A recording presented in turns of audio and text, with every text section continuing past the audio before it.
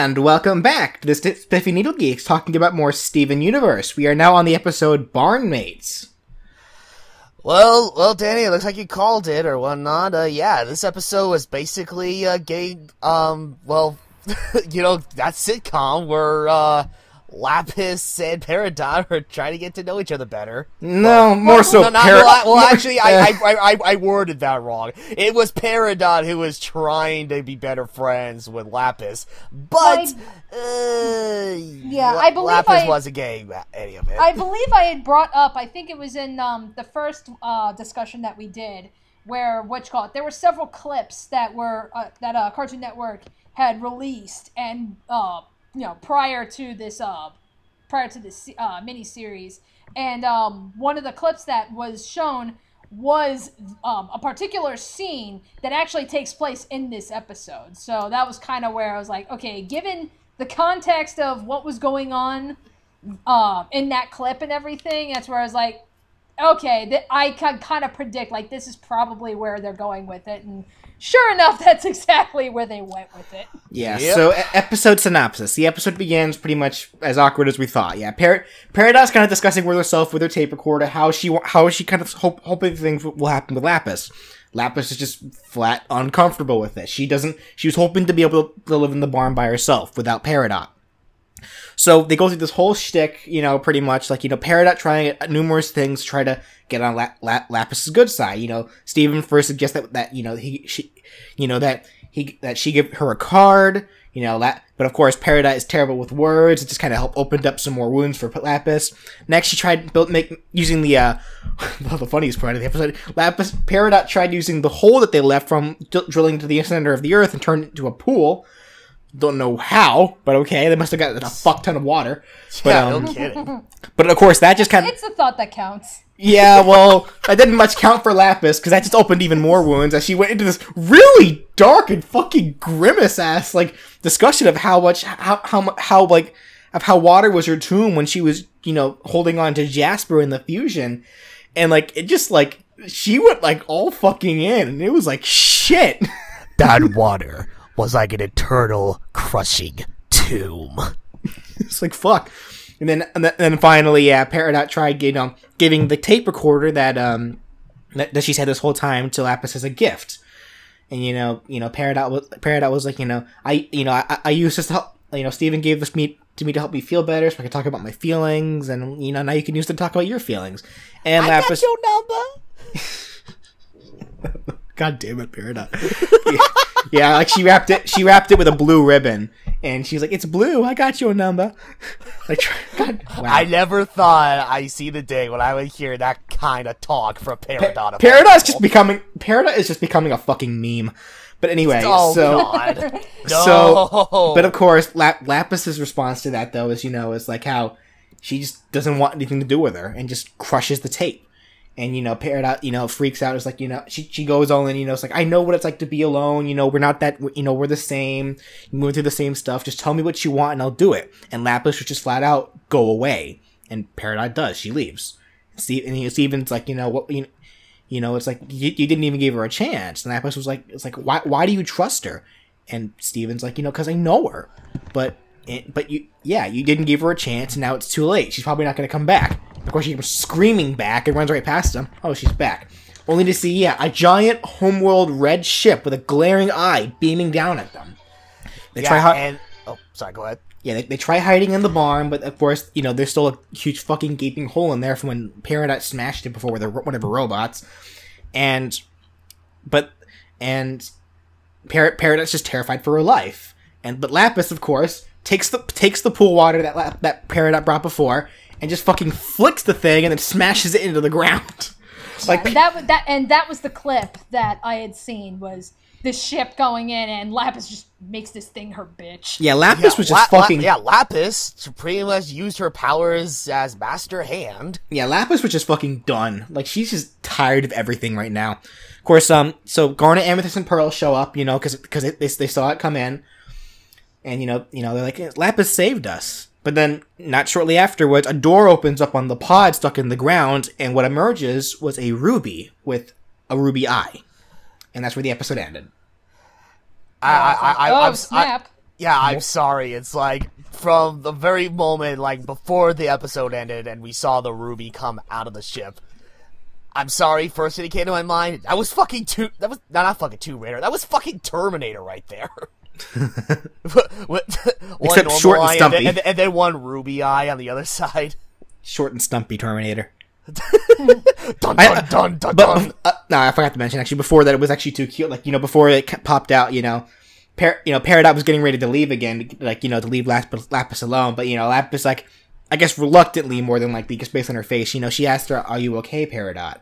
Like, trying to show a little bit of concern. And that meant so much to Peridot. The little grin on her face when she was like, "Aw." Like, oh, that big grin. Peridot, you adorable meme. Oh, fucking hell. No. That's what Peridot is. She's a meme. No. But okay, so yeah. Thoughts on this episode? Yeah, I thought it was just flat out adorable. Yeah, it was pretty much like what I predicted before was like, I kind of predicted that out of the two, Peridot would be the one that would probably go out of her way to try to, make amends with Lapis, and sure enough, that was like the entirety of the episode. Yeah. But yeah, it was all kinds of levels of adorable. Because it kind of harkens back to, the episode where, with her and Amethyst, where it was like, you can tell that, she's learned a lot, but she still has a lot to learn. Yeah. That's where, that was where it was like, even after, she had, hurt Amethyst's feelings, she keeps trying to crack jokes and everything, and Amethyst wasn't having any of it until until Peridot went out of her way and apologized and everything. So, I mean, it's like, it kind of went back to that, where it's like, she's, like I said, she's learned a lot, but there's still a lot for her to learn. Clearly, there's also a lot for Lapis to learn as well. Like, Lapis definitely seems to be more in touch with her feelings. Like, Lapis is definitely more of a people person, I would say, despite being so introverted. But yeah, Lapis herself, there's gonna be a lot of opening up that she's gonna need to do. Right. And it's like, because of the fact that, pretty much as soon as she saw Peridot, she already made her decision. She's like, I automatically hate her and everything. So this is gonna be Lapis's character arc, is her opening up, like, probably not only to Peridot, but probably to the other crystal gems too. Yeah, and the three of them did show up at the end of this episode, so we're probably gonna see a little bit. Well, actually. Well, no, more than likely the next episode is going to be them dealing with this ruby, and more than likely more rubies, or who knows what other gems are on this ship. I'm gonna assume it's just going to be rubies, because the ship itself was red, and we saw like in Garnet's flashback, rubies I guess travel in groups as soldiers, so more than likely will be more rubies. Yeah, well they were Sapphire's bodyguards. Yeah. And everything, because we at least saw there were 3 of them. And 2 of them got poofed until you had the one left, which is the one that we know with Garnet. Yeah. So it's like, on one hand, it's like, oh, hey, it's another ruby, I know the whole gem over the eye thing is kind of freaky, but it's like, again, back in that episode, we saw that, when you saw the other 3 rubies, it was like, the ruby that we know with Garnet, her gemstone was on her hand, but we saw one where it was on, like, her shoulder, and, so the gems can be in, like, various other places on their body. It's not like, every ruby's gonna have their gem on their hand. So it's like, it's really not all that surprising to see that, the gem is in an eyeball. It's kind of an odd spot. It's like, I think the closest we've gotten to seeing a gem as a part of an orifice was like, Jasper's nose, but that was about it. Like, this is the first time where we see like a gem flat out replacing something as essential as an eyeball. Right. Yeah. Unless this in particular ruby is just has really bad depth perception. Unless the gem itself does act as an eye. Well, now you got me curious with what's going to happen next week, because like I said, it was at least established in that flashback episode that rubies were treated more as bodyguards. They're not soldiers. These aren't like the quartz jaspers and amethysts and stuff. They were treated more like bodyguards. So if we have a ship full, like, with a ruby or possibly more, then it's like, okay, who else is here? Because why would you send a ship just of rubies? I would imagine there's got to be something else in that ship to warrant a ruby being there. I doubt, for one thing, like, let's get this out of the way now. I doubt it's Yellow Diamond.